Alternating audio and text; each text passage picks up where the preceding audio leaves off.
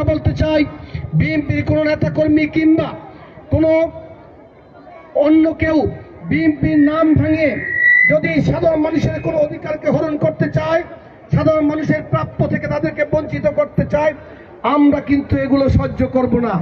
এবং কেউ যদি বিএনপির নামে চাঁদাবাজি, দখলদারি কিংবা জুলুম করতে চায়, ওই সকল মানুষদেরকে আমরা বিএনপির নেতা কর্মী হিসাবে কখনোই স্বীকার করব না। প্রিয় মা বোনেরা, আপনারা নিশ্চিত থাকেন।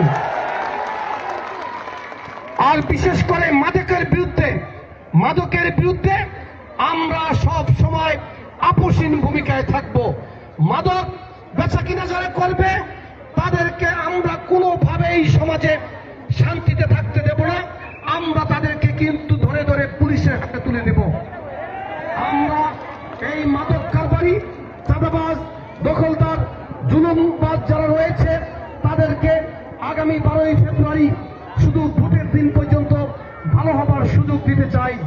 এই 12 তারিখের ভোটের দিন পর্যন্ত তারা যদি সংশোধিত না হয়, তাহলে 12 তারিখের পরে আমরা কিন্তু তাদেরকে আইনের হাতে সোপর্দ করব।